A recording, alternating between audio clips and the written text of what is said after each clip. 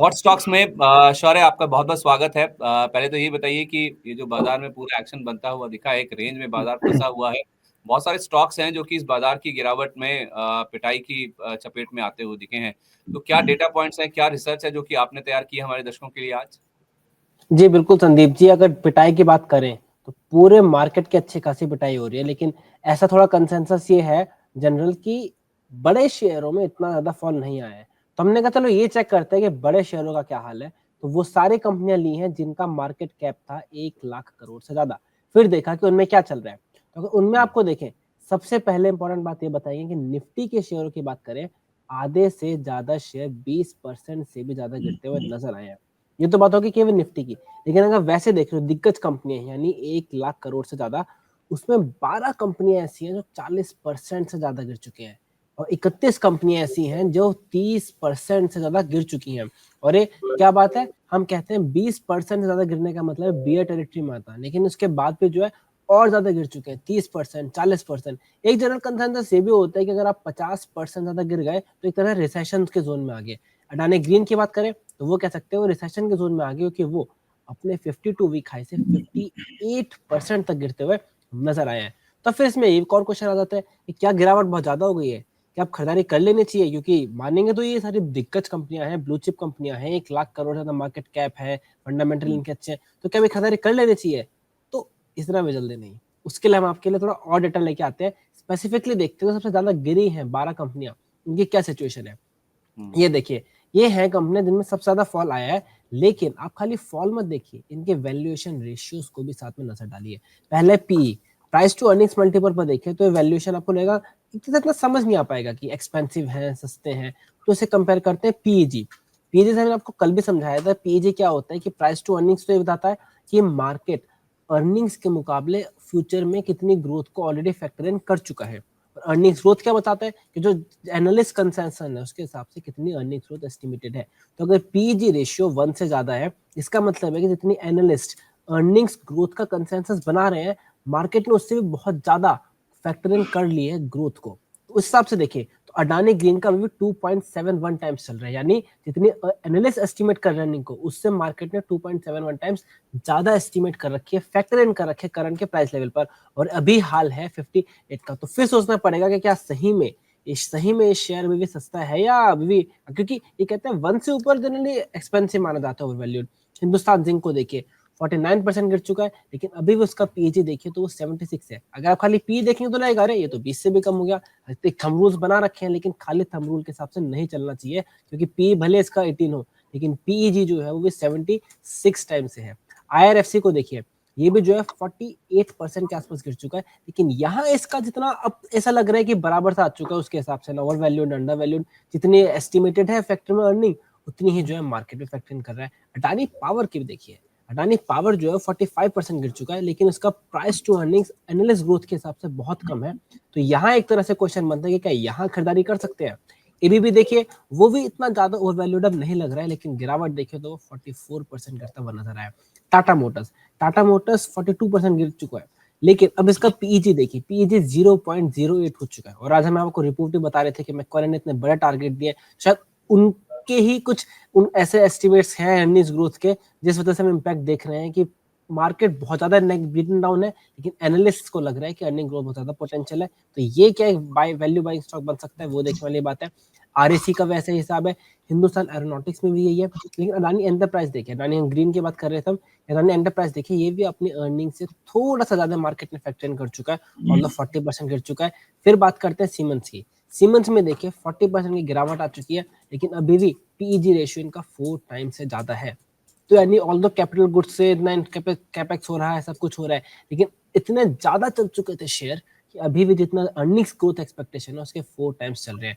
तो इन सब में देखें तो क्वेश्चन आता है 2-3 कंपनियों पे, एचसीएल पे, आरईसी पे, टाटा मोटर्स पे और अडानी पावर पे। क्या यहाँ पे खरीदारी करनी चाहिए इस गिरावट के बाद? क्योंकि ये जो एक स्टैंडर्ड वैल्यूएशन का बेंचमार्क है उसके हिसाब से सस्ते लग रहे हैं। तो ये पूछने वाला सवाल है कि यहाँ वैल्यू बाइंग बन रही है या फिर नहीं। जबरदस्त आंकड़े हैं शौर्य जो आपने निकाले हैं। इनफैक्ट ये जो गिरावट है हाई लेवल से, ये तो कोई भी बता देगा कि ठीक है, आपने 52 वीक हाई या ऑल टाइम हाई पकड़ा, उसका करंट मार्केट प्राइस से निकाल दिया, कितना गिर चुके हैं। लेकिन जो प्राइस टू अर्निंग्स और प्राइस टू अर्निंग ग्रोथ जो हम कल भी बातचीत कर रहे थे मौजूद थे, तो ये जो मल्टीपल है इसको देखना बहुत ही इंपॉर्टेंट है। ये बहुत कुछ बयां कर रहा है, कुछ कंपनियों को लेकर विपरीत और कुछ कंपनियों के फॉर यानी कि उसके फेवर में काम कर रहा है। तो पहले तो सर ये जो रिसर्च शौर्य ने निकाली है गौरव सर, उस पर आपका एक टेक दीजिए कि निफ्टी की 20% आधे से ज्यादा बेयर टेरिटरी में आ चुकी है। जब भी हाई से स्टॉक कोई 20% से ज्यादा निकल जाता है, गिर जाता है, तो उसे हम बोलते हैं कि वो बेयर टेरिटरी में आ चुका है। 10% पे करेक्शन होता है, 20% पे बेयर टेरिटरी में आ जाता है। और 12 दिग्गज कंपनियां यानी कि जो अगर हम 1 लाख करोड़ से ज्यादा मार्केट कैप वाला यूनिवर्स देखें तो 12 दिग्गज कंपनियां 40% से ज्यादा, 31 कंपनियां 30% से ज्यादा गिर चुकी हैं। और अदानी ग्रीन जिसकी हम बात कर भी रहे थे, जो कि एपी सेंटर है पूरे रिश्वतखोरी वाले मामले का, ये तो मंदी में आ चुका है, ये तो मतलब रिसेशन में आ चुका है, क्योंकि 58% गिर चुका है अपने हाई से। सर इस डेटा पॉइंट पे पहले आप रिएक्शन दीजिए, फिर मैं स्टॉक स्पेसिफिक बात करूंगा आपसे।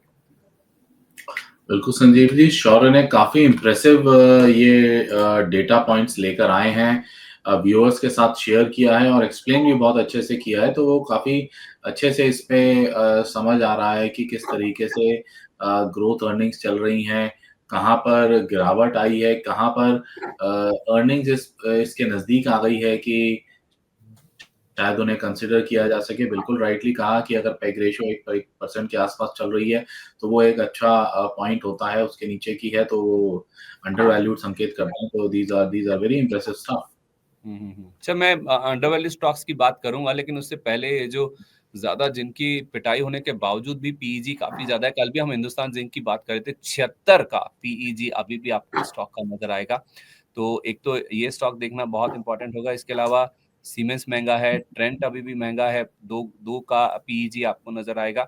और उसके साथ साथ अदानी ग्रीन 58% हाई लेवल से करेक्ट हो चुका है, तब भी 3 के आसपास आपको इसका पीईजी नजर आएगा। ये जो हाई पीईजी वाले स्टॉक्स हैं, पहले सर इनका व्यू दीजिए, फिर मैं अंडर वैल्यू स्टॉक्स की बात करता हूँ। हिंदुस्तान जिंक में संदीप जी एक छोटा सा डेटा मैं भी लेकर आऊंगा, दैट पिछले 2024 में अप्रैल के महीने में ये शेयर 300 रुपए के नीचे ट्रेड कर रहा था एंड सडनली इस शेयर में तेजी आई और immediately in the by the month of May इस शेयर की जो इसने हाई टच किया है दैट इज अबव 800 मार्क। सीधे सीधे एक इस तरीके की बढ़त आई है। तो क्या होता है कि वैल्यूएशंस वहीं पे डिस्टर्ब हो जाती हैं। When stock price run up so sharply कि वो डबल से भी ज्यादा 2.5 गुना हो जाए वहां पे, तो लाजमी सी बात है कि वैल्यूएशंस उस तरीके से रन अप नहीं कर पाएंगे, वो तो एक तिमाही के बाद ही बदलेंगे। तो कहीं ना कहीं ये भी उस चीज का भी असर है। और उसके बाद जो हमने देखा इस शेयर के अंदर लगातार 750 रुपए से गिरावट आती हुई अभी 400 रुपए के अराउंड ट्रेड कर रहा है। तो these are one of the factors की शेयर ये ओवर वैल्यूड हमें दिखाई दे रहा है। ओके ठीक है सर, इसमें एक जियो फाइनेंशियल भी है, मैं आपको मेंशन करना भूल गया कि ये स्टॉक भी हाई लेवल से 44% करेक्ट हो चुका है, लेकिन इसका पीई आप देखिए आपको 87 गुना से ज्यादा नजर आएगा। आप तो जियो फाइनेंशियल में भी सर इतने करेक्शन के बाद ऑलमोस्ट स्टॉक आधा हो चुका है हाई लेवल से, अभी भी इसके वैल्यूएशन को लेकर कंसर्न्स हैं। आप भी इत्तेफाक रखते हैं इससे? बिल्कुल संदीप जी, मैं लगातार शो पे यही मेंटेन करता आ रहा हूँ कि जियो को अवॉइड करना चाहिए और इवन इस गिरावट पे भी मैं इस स्टॉक को फिलहाल बाइंग करने में इंटरेस्टेड नहीं हूँ। और अभी देखें तो रीसेंट लो इसका 217 ऑड लेवल का लगा है और फर्दर 200 तक की 210 तक की इसकी गिरावट मुझे अभी भी दिखाई देती है इसके अंदर। ठीक है, हाल की गिरावट के बाद भी आप जियो फाइनेंशियल को अवॉइड कर सकते हैं।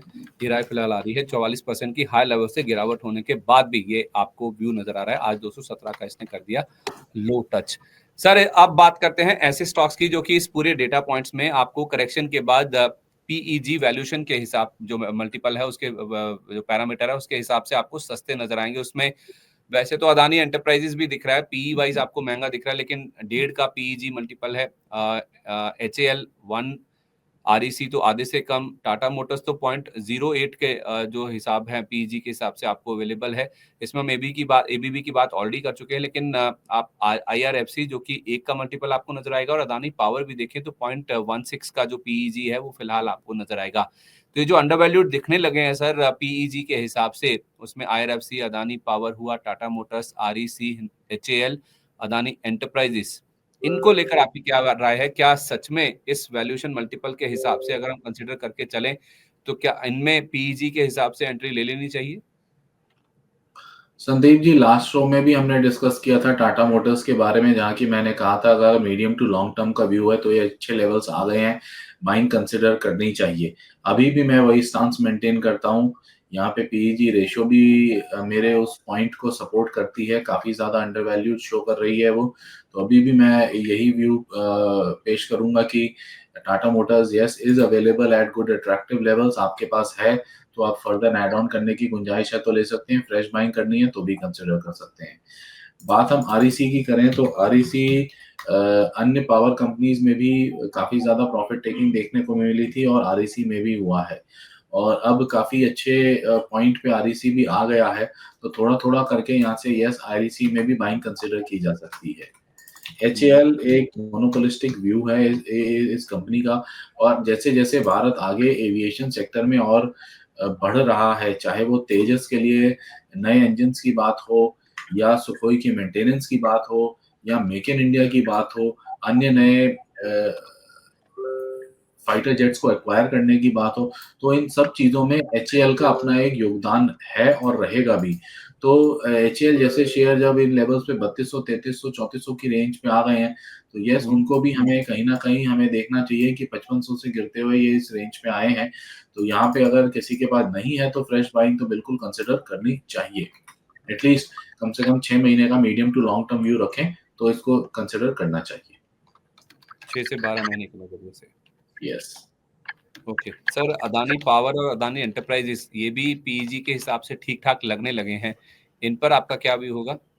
संदीप जी, अभी मैं थोड़ा रिफ्रेन करूंगा अदानी स्पेस के अंदर कोई भी इस प्रकार का व्यू देने से, क्योंकि इनके अंदर न्यूज फ्लो इतना ज्यादा है जिस वजह से इस शेयर की कभी भी पिटाई हो जाती है इस ग्रुप में। अभी भी जैसे आप हमने सुबह डिस्कस किया कि यूएस की जो रेगुलेटर है उससे कुछ सवाल आए हैं इस चीज के ऊपर, तो अगर थोड़ा भी ग्रोथ आता भी है तो वहां से स्टॉक प्राइस के अंदर करेक्शन आ जाता है।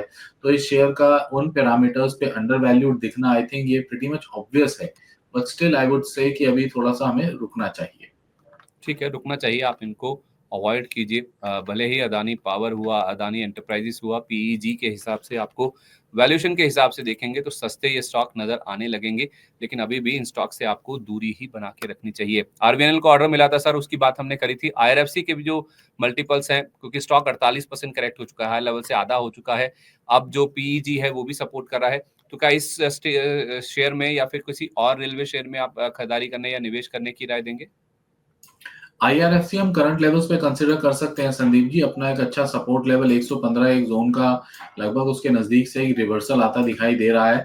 अगर एक आध दिन और सस्टेन करके 125 के ऊपर क्लोजिंग बेसिस पे निकलता है तो एक फर्दर अपसाइड 135 140 लेवल की चाल हमें दिखाई देती है नियर टर्म में शेयर में। तो 135 से 140 तक का लेवल आ जाएगा अगर 125 के ऊपर इसमें क्लोजिंग हो जाती है। 115 का अहम सपोर्ट है, वहां से स्टॉक का सपोर्ट लेकर एक बार घूमा है, तो यहाँ पे जरूर आप कुछ बाइंग के लिहाज से इसमें सोच सकते हैं। आईआरएफसी की जहां तक बात है, कोई और भी रेलवे स्टॉक जो कि सर आपके रडार पे है, जहां पे कुछ बाइंग इंटरेस्ट के लिए देखा जा सकता है? एयरकॉन के अंदर भी अच्छी गिरावट आ चुकी है, थोड़ा सा दूर बेशक ये रह गया था। आज जैसे आईआरएफसी में तेजी बनी है उसी तरीके से एयरकॉन में भी मूव बना है। 160 के ऊपर निकलता है तो एक शॉर्ट टर्म ट्रेड कंसिडर किया जा सकता है 175-80 के लिए।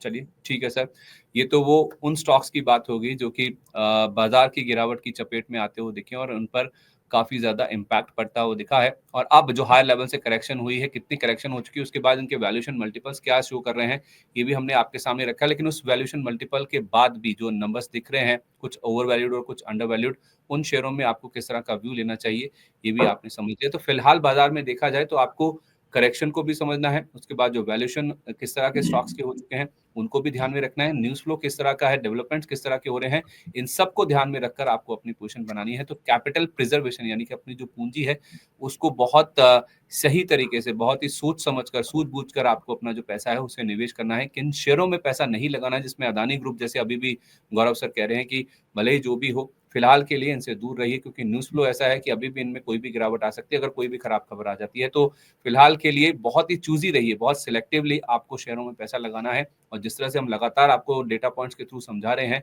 शेयरों को आप इस तरह से चुनने की कोशिश कीजिए, इस तरह की एनालिसिस ज़रूर करिए जब भी आप अपनी कोई भी इन्वेस्टमेंट से रिलेटेड कोई भी स्ट्रैटेजी बनाते हैं। अपने निवेश सलाहकार से तो राय लीजिए ही लीजिए, उसके साथ-साथ इन नंबर्स को, इस तरह की रिसर्च को भी आप ज़रूर ध्यान में रखिए, जब आप ऐसा कोई भी निवेश करने के बारे में सोचते हैं। तो चलिए, हमारी इस खास पेशकश को हम यहीं पर समेटते हैं। आगे बढ़ते हैं।